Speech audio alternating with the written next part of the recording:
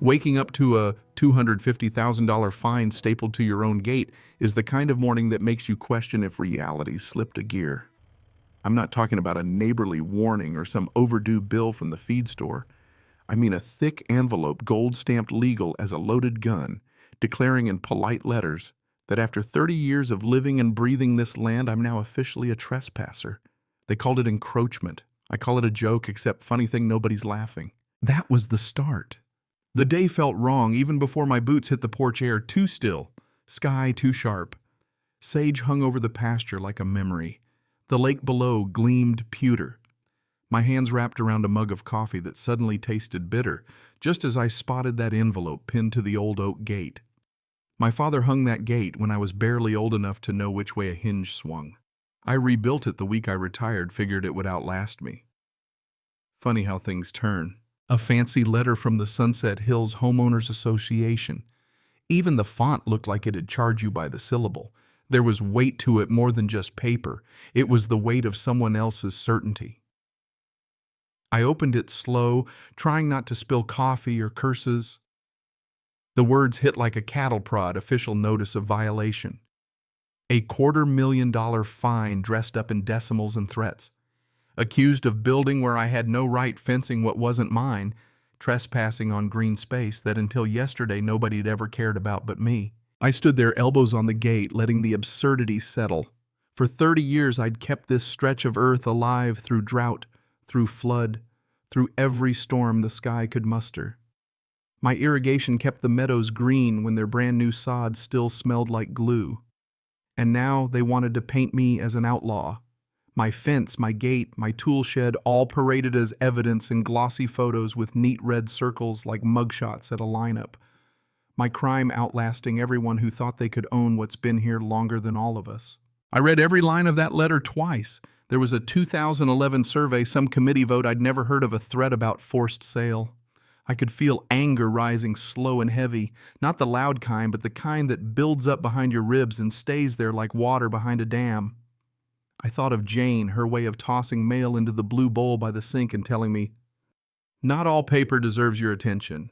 She's been gone 3 winters now, but I could still hear her voice. Read the line that matters. Jake. So I did. The line that mattered was the map. Their new survey drew the boundary right through my north pasture, slicing off a chunk of land and wrapping the access road to the dam, my dam, into their green space. According to their version, my oak gate, the one holding their fancy envelope, was trespassing.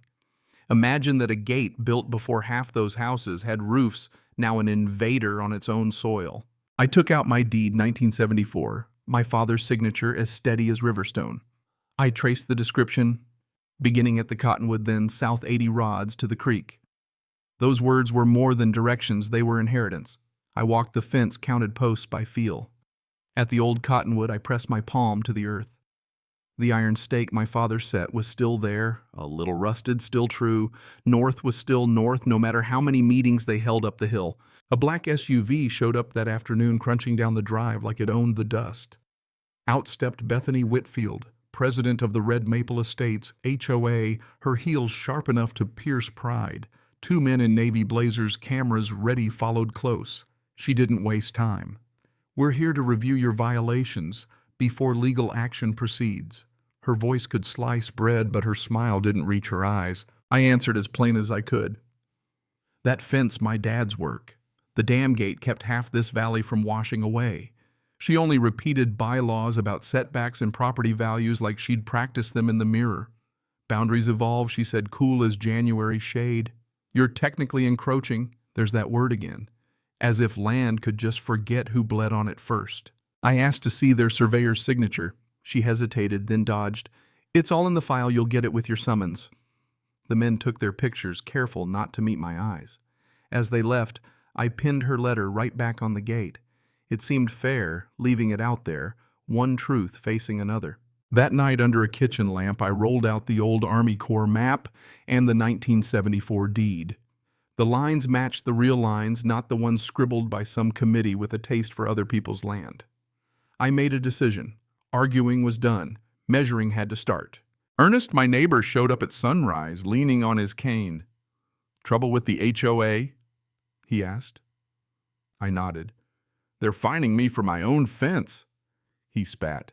That fence has been there since before their lawns had grass. Folks with money, they redraw maps to fit their fences. Folks like us, we fit fences to the truth. Ernest helped me check the old markers. Every one of them still there. Rusted steady proof in the dirt. A trip to the county records office turned up the real twist. 2 surveys, one signed by a D.L. Frey. That signature, though, belonged to a man who died in 2008, 3 years before the HOA's map was even filed. The clerk shrugged. Guess you'll want a copy of that. I slid her $1 and took my proof home. The next day I called in Marcus Reed. Carpenter part-time surveyor heart, as true as his tape measure.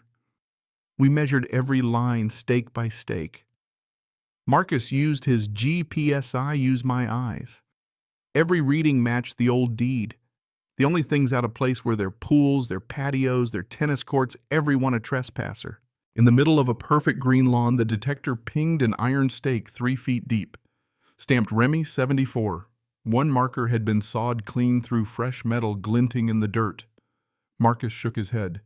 Someone tried to erase the truth. We flagged every marker. By dusk, red flags dotted the subdivision like a battle map. The following day, the HOA meeting packed tight. Bethany front and center in her best suit. Her lawyers listed my crimes. I stood up, plugged in the laptop, and let the photos do the talking.